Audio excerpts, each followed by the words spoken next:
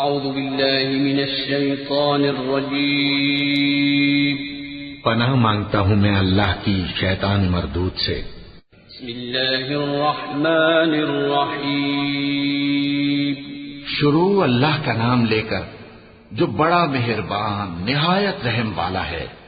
یا ایھا المزمل قم اللیل الا قلیلا نصفه او انقص منه قلیلا او زد علیہ ورتل القرآن ترتیلا انا سنلقی علیک قولا ثقیلا ان ناشئة الليل هي أشد وطئا وأقوم قيلا إن لك في النهار سبحا طويلا واذكر اسم ربك وتبتل إليه تبتيلا۔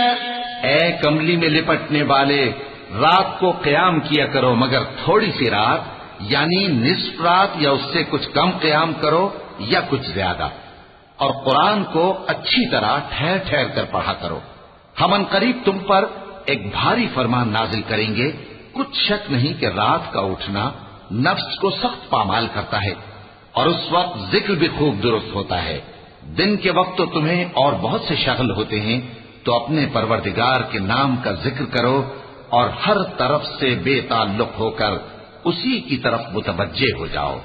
رب المشرق والمغرب لا إله إلا هو فاتخذه وكيلا واصبر على ما يقولون واهجرهم هجرا جميلا وذرني والمكذبين أولي النعمة ومهلهم قليلا إن لدينا أنكالا وجحيما وطعاما ذا غصة وعذابا أليما۔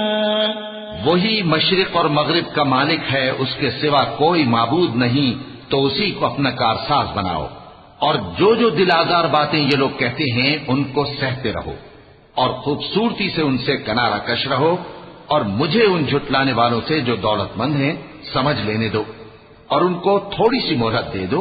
کچھ شک نہیں کہ ہمارے پاس بیڑیاں ہیں اور بڑی زبردست آگ ہے، اور گلے میں اٹکنے والا کھانا ہے اور درد دینے والا عذاب ہے۔ يوم ترجف الأرض والجبال وكانت الجبال كثيبا مهيلا إنا أرسلنا إليكم رسولا شاهدا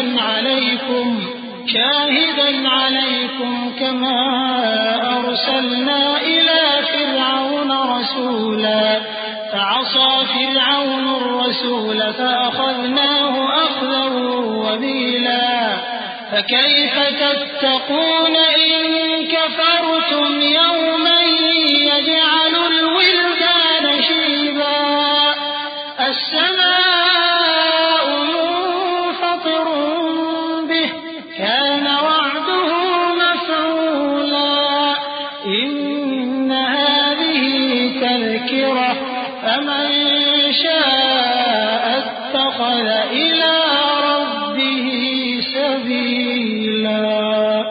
جس دن زمین اور پہاڑ کانپنے لگیں اور پہاڑ ایسے بھربھرے ہو جائیں گے جیسے ریت کے ٹیلے، اے اہل مکہ، جس طرح ہم نے فرعون کے پاس موسیٰ کو پیغمبر بنا کر بھیجا تھا، اسی طرح تمہارے پاس بھی محمد صلی اللہ علیہ وآلہ وسلم ایک رسول بھیجے ہیں جو تمہارے مقابلے میں گواہ ہوں گے۔ سو فرعون نے ہمارے پیغمبر کا کہا نہ مانا تو ہم نے اس کو بڑے دردناک انداز سے پکڑ لیا۔ اگر تم بھی ان پیغمبر کو نہ مانو گے تو اس دن سے کس طرح بچو گے جو بچوں کو بوڑھا کر دے گا، جس سے آسمان پھٹ جائے گا۔ یہ اس کا وعدہ پورا ہو کر رہے گا۔ یہ قرآن تو نصیحت ہے، سو جو چاہے اپنے پروردگار تک پہنچنے کا راستہ اختیار کر لے۔